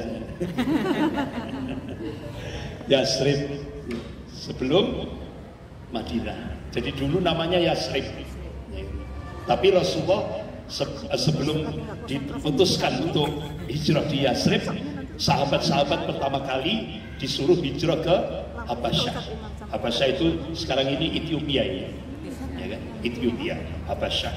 Nah, tapi ternyata tidak cocok di sana, karena di sana kan semua penduduknya itu Kristen, ya kan? Rajanya Kristen, semua penduduknya Kristen. Tapi masya Allah, alhamdulillah, jadi sak negara itu, Habasyah itu, sak negara itu yang masuk Islam cuma satu, yaitu Raja Najran. Itu rajanya saja masuk Islam. Alhamdulillah setelah Ja'far bin Talib itu menyampaikan tentang surah Maryam, membacakan surah Maryam ya di hadapan raja dan pembesar raja. Alhamdulillah beliau dapat hidayah dan masuk Islam. Jadi sak negara itu yang masuk Islam cuma satu, rajanya saja. Sementara yang lain masih Kristen. Makanya kenapa ibu-ibu ini asbabul wurud, asal usul ditegakkannya sholat sunnah gaib, sholat gaib. Kenapa kok sholat gaib? Karena ada berita dari sahabat, ya Rasulullah, Raja Najran meninggal. Nah, kan tidak ada yang nyolati, ya kan? Padahal dia satu-satunya saat negara itu yang bosan cuma rajanya, raja meninggal, nggak ada yang nyolati. Disitulah akhirnya muncullah sholat gaib. Ya gue. Tapi di Indonesia salah kaprah. Padahal yang namanya sholat jenazah itu kan fardu kifayah. Yang namanya fardu kifayah itu kalau satu kawasan itu sudah nyolati, yang di luar pulau itu sudah nggak perlu nyolati karena fardu kifayah. Tapi sekarang di Indonesia salah kaprah. Itu tadi akhirnya sholat gaib. Padahal sholat gaib itu karena tidak ada yang nyolati. Akhirnya Rasulullah sholat gaib karena Raja Najran, yaitu beliau meninggal, tidak ada yang nyolati. Nah itu seperti itu. Itu asal usulnya. Nah ibu-ibu, diriwayatkan dari Abdullah bin Mas'ud radhiyallahu anhu, Rasulullah mengabarkan, Rasulullah bersabda, orang yang terakhir melewati sirat itulah adalah orang yang sesekali berjalan, sesekali tersungkur, sesekali terseret-seret di atas sirat, tapi dia mendapatkan syafaat dari Rasulullah SAW. Ini yang paling akhir melewati titian sirat.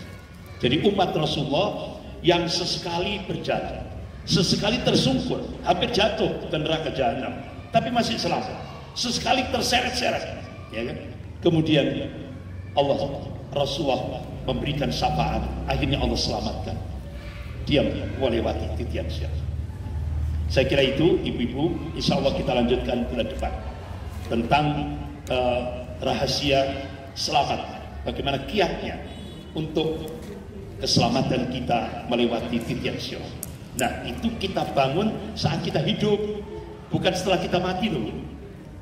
Kita bangun supaya selamat di titian sirat, itu kita bangun saat kita hidup. Itu loh. Kuncinya seperti itu. Jangan terus setelah meninggal selesai, tidak ada aktivitas amal. Kita tinggal nunggu artinya sudah masuk surga apa masuk neraka, itu saja. Itu. Jadi makanya kita bangun ketika kita masih hidup supaya kita selamat nanti melewati titian sirat. Monggo, ada pertanyaan? Silakan. Ya, monggo silakan.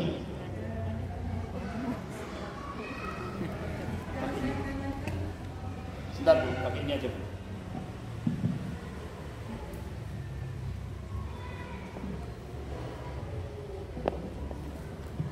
Assalamualaikum warahmatullahi wabarakatuh. Waalaikumsalam. Yang ingin saya tanyakan Ustaz, 4 syarat yang tidak dihisab tadi baru diberikan satu. Ya. Yang 3 belum. Iya. Selanjutnya apa Ustaz? Terima kasih. Ya Bu.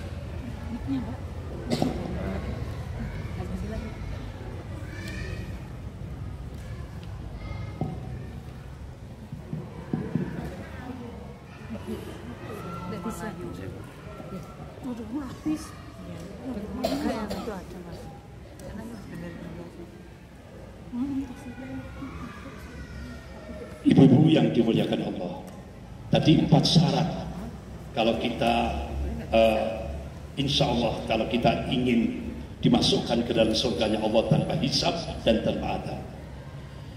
Karena hisab itu Bu, antara orang kaya dan orang miskin itu jaraknya 500 tahun. Hisabnya antara orang kaya dan orang miskin itu jaraknya 500 tahun. Baru orang kaya. Jadi jaraknya seperti ini.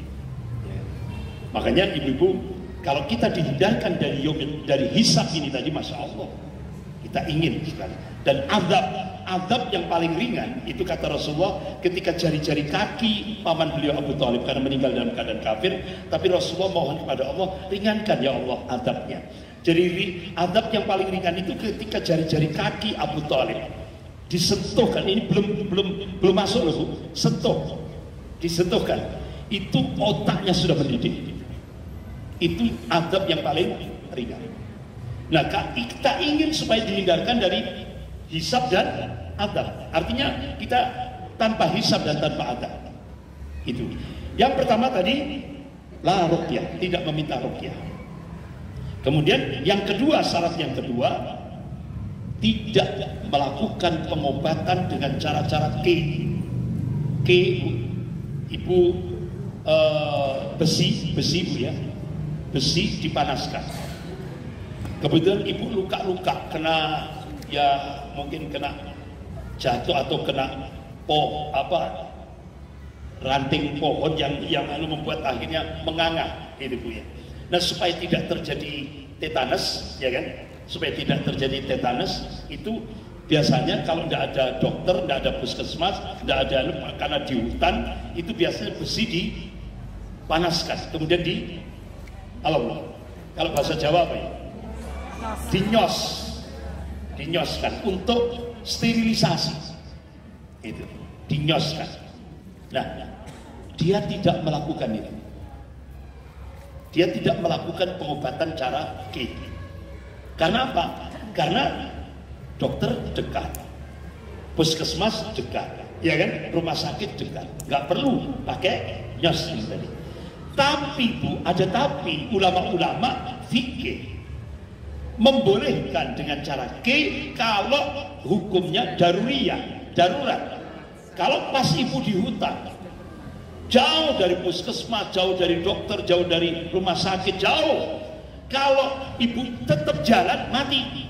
Karena tetanus itu, ya kan? Itu baru dibolehkan melakukan pengobatan dengan cara yaitu tadi besi dipanaskan untuk sterilisasi seperti itu. Itu. Tidak tahu sekarang ilmu kedokteran gimana Bu kalau sterilisasi tanpa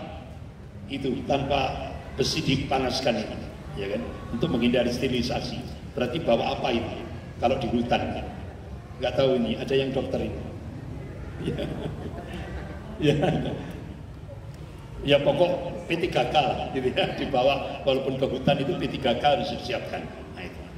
Nah kemudian itu Bu syarat yang kedua. Syarat yang ketiga, ya, tidak melakukan atau tidak tatayur. Tatayur itu Bu percaya pada hal-hal yang mistik, ya itu ya, mistik. Contoh Bu, kalau ibu rumahnya perumahan, itu kalau ibu dapat rumah nomor 13, waduh ini bakal kiamat ini.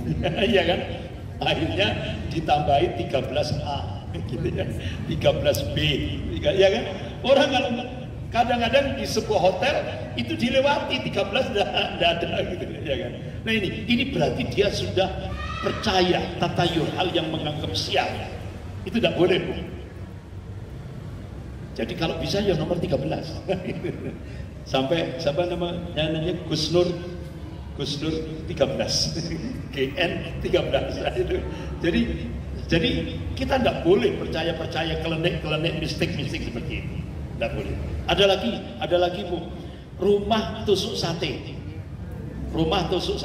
Waduh, ini bahaya ini, ya kan? Seperti itu. Moga Bu, ada tanya tadi? Iya? Ya, sebentar. Bu, dilewati dulu Bu ya. Sebentar. Nanti dulu. Kemudian yang keempat, wa ala rabbihim yatawakkalun. Dia bertawakal hanya kepada Allah. Syarat yang keempat, wa ala rabbihim yatawakkalun. Dia bertawakal hanya kepada Allah. Apa Bu teknisnya? Kalau bertawakal hanya kepada Allah, ada problem Bu ya, ada problem masalah. Nah dia ikhtiar maksimal, usaha maksimal, bukan separuh-separuh, maksimal. Selesai, tawakal Allah, serahkan hasilnya kepada Allah.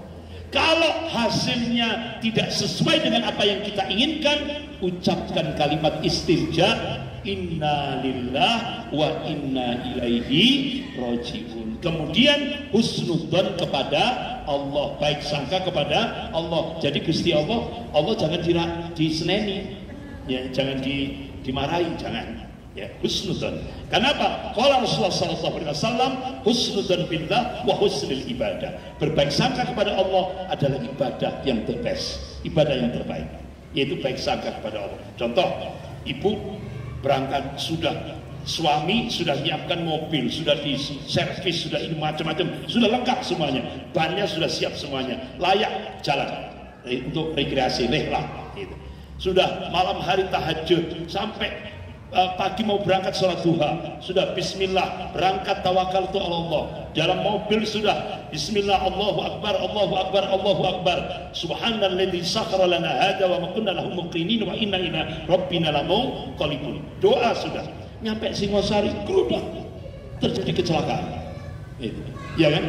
Berarti ini takdir Allah. Jangan sampai kita marah kepada Allah. Kadang-kadang kalau nggak meyakini takdir itu kadang-kadang marah. Ya Allah, tadi malam loh saya sudah tahajud, duha sudah, sodakoh pagi sudah, bahkan saya berangkat doa sama keluarga. Lu kok saya kecelakaan? Jadi Gusti Allah dimarahi. Nggak boleh Bu. Kita harus husnudzon, baik sangka kepada Allah. Bisa jadi kecelakaan yang terjadi di Singosari tadi untuk Allah selamatkan dari kecelakaan yang lebih besar. Itulah husnudzon, baik sangka kepada Allah. Bisa jadi. Makanya ada hikmah yang kadang-kadang kita belum bisa. Makanya misteri. Nah, ibu-ibu yang dimuliakan Allah. Jadi itulah tawakal. Kalau hasilnya baik, hasilnya sesuai dengan apa yang kita inginkan, kita ucapkan kalimat tahmid, alhamdulillah rabbil alamin. Habis itu sujud syukur. Tapi semuanya harus alhamdulillah dulu. Iya kan? Semuanya karena semua pemberian Allah kan. Nah kalau baik, alhamdulillah binikmati tatimus shalihat. Nah kalau tidak baik, alhamdulillah ala kulli hal. Kabeh alhamdulillah. Karena semuanya dari Allah. Jadi kalau nggak baik, alhamdulillah ala kulli hal. Ini yang dicontohkan oleh Rasulullah. Kalau yang senang, kita senang, alhamdulillah binikmati tatimus shalihat. Nah, itu. Jadi seperti itu. Sudah, Ibu 4 tadi sudah lengkap Bu ya. Nah, monggo Bu, pakai ini aja.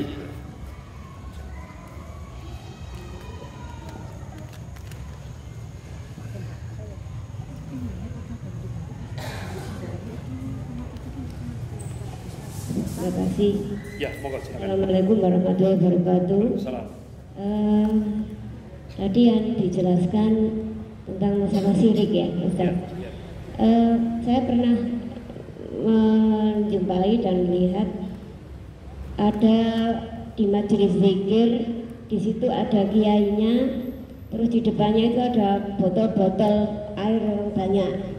Setelah itu mereka yang hadir itu dengan bawa botol minta didoain dengan air itu. Itu apa termasuk syirik ya. Kemudian yang kedua, ada orang itu diberi cincin tapi niatnya tidak untuk syirik, hanya dia bilang iki simpenan cincin iki kok cek berkah rumahmu. Nah, terus itu hanya disimpan saja tapi tidak untuk istilahnya untuk pesugihan. Itu bagaimana ibadah kita apa diterima? Terima kasih. Assalamualaikum warahmatullahi wabarakatuh.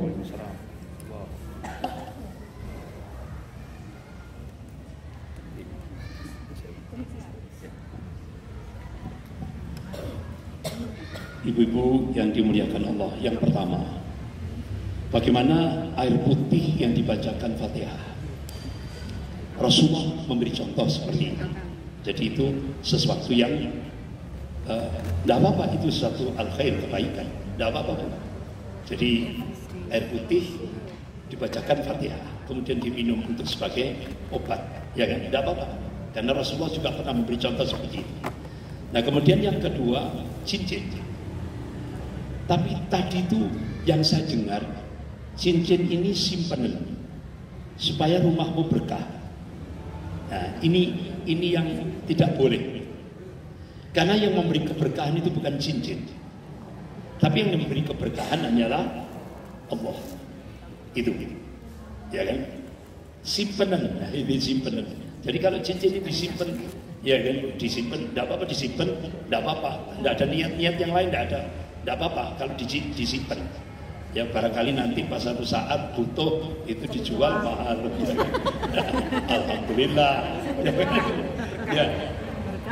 Ya itu berarti mungkin berkahnya itu seperti itu mungkin ya.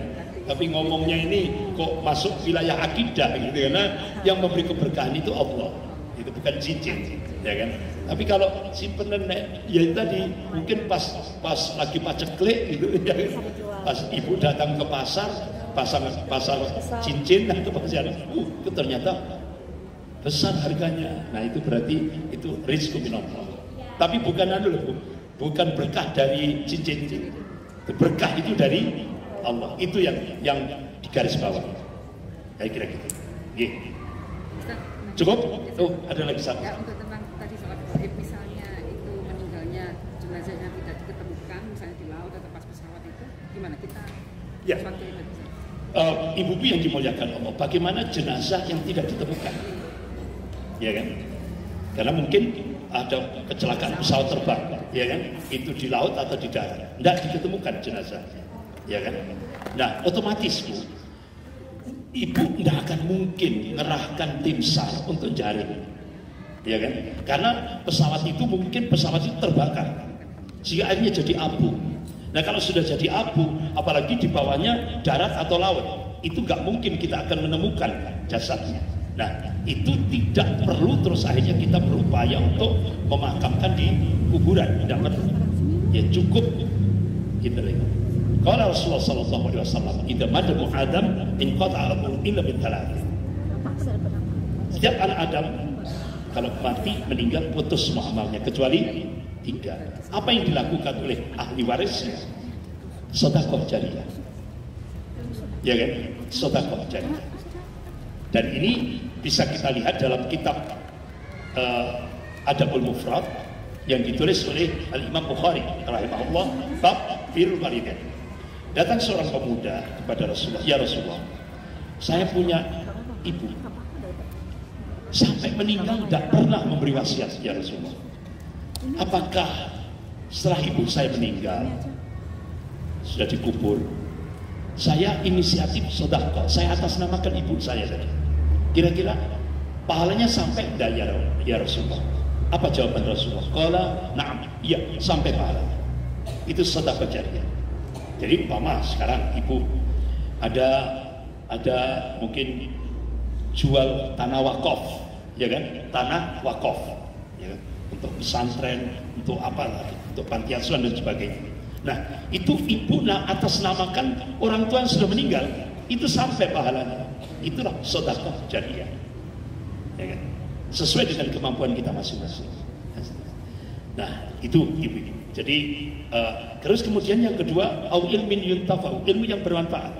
Nah, ini pada saat ketika dia hidup, ya seperti ibu ini. Jadi ibu ini datang ke majelis taklim seperti ini jangan dianggap remeh.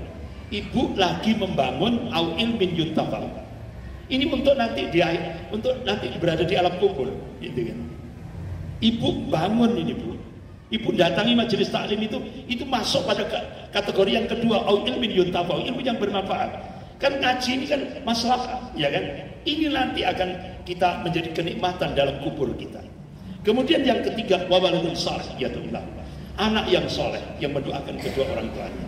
Makanya ibu-ibu jangan sia-siakan anak-anak kita, karena anak-anak kita itu investasi dunia akhirat. Jadi ketika ibu sudah berada di alam kubur, ibu punya anak, walaupun punya anak banyak, ternyata ada salah satu dari anak banyak ini kan satu bangun malam hari, dia ambil air wudu, dia bersimpuh di hadapan Allah, dia teteskan air matanya, Rabbik firli wali walidayya warhamhuma kama rabbayani shaghira. Dia teteskan air mata. Ini Bu yang ditunggu oleh orang tuanya yang berada di alam kubur.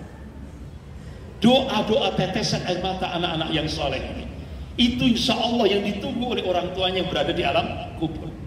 Bukan terus akhirnya kadang-kadang ini Bu tidak paham, bahkan gagal paham. Dikira anak yang soleh itu terus akhirnya kuburan orang tuanya dibuat apa bangunan. Habis itu dibuat taman gitu ya. Sampai akhirnya belum puas, akhirnya dibuat payonannya, ya kan? Ini dilarang, Bu, dilarang oleh agama kita. Ya kan? Ini Rasulullah para sahabatnya kan memberikan contoh. Ya cuma ya kalau batu nisan tidak masalah gitu kan. Tapi kalau dibangun, apa kalau bahasa Jawa, Bu, dikejing, itu tidak boleh. Ya kan, dikejing. Kecuali kalau hal yang darurat, dosa. Ini kebetulan longsor. Nah, beda lagi, Bu. Kebetulan kuburannya longsor, boleh dicor, ya kan? Boleh direngsek, ya kan? Ini boleh karena kuburannya lagi longsor, itu darurat. Tapi hakikatnya semua kuburan itu ya cukup rata dengan tanah, tidak ada gundukan, tidak ada, ya rata dengan tanah, tidak perlu dikecing. Yang ditunggu itu apa? Doa. Tapi kadang-kadang salah kaprah. Itu kan hadisnya wa waladun saleh yad'ulahu. Anak yang soleh yang mendoakan kedua orang tua, bukan orang kampung yang soleh. Bukan kan? Akhirnya salah kaprah. Wah, ini wong sa RT diundang. Ya kan? Sementara dia sibuk masak, dia sibuk di dapur. Akhirnya yang doa orang kampung yang soleh, bukan anaknya yang soleh. Padahal yang ditunggu anaknya yang soleh. Itu loh, Bu. Jadi kadang salah kaprah. Wah, ya itu kirim doa, ya kan? Yuk akhirnya sak kampung sak RT diundang. Lebih baik sedekahkan untuk membebaskan apa tanah wakaf, untuk pembangunan masjid, untuk ya kan panti asuhan, untuk sosial, untuk dakwah ilallah dan semuanya. Itu lebih hasan daripada undang wong sak RT. Walaupun ada dalil, Bu, ya, walaupun ada dalil, setiap makanan dimakan oleh orang-orang muttaqin itu benar-benar itu ada fadilahnya, keutamaannya. Saya kira gitu. Kita akhiri dengan doa kafarat majelis. Subhanakallahumma wa bihamdika asyhadu an la ilaha illa anta astaghfiruka wa atubu ilaik. Wabillahi taufiq wal hidayah. Wassalamualaikum warahmatullahi wabarakatuh. Allahu Rabbi wal Islam dini wa Muhammadan Rasulullah.